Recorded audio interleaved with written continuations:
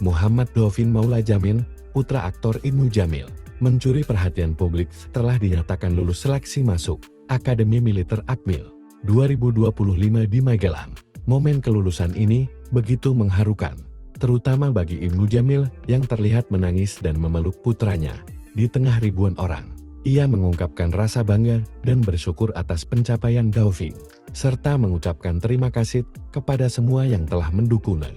Dovin, remaja berusia 18 tahun, sebelumnya dikenal sebagai atlet muda berbakat. Ia sempat memperkuat timnas U12 Indonesia dalam ajang internasional di Tiongkok, terpilih menjadi paskibraka Jakarta Selatan, dan lulus SMA dengan predikat siswa berprestasi.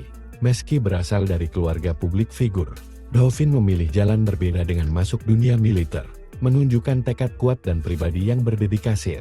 Kehadiran Ibnu Jamil, mantan istrinya Ade Maya, dan ibu sambung Dovin, Ririn Ekawati, di momen kelulusan itu memperlihatkan keharmonisan keluarga yang mendukung penuh langkah Dovin.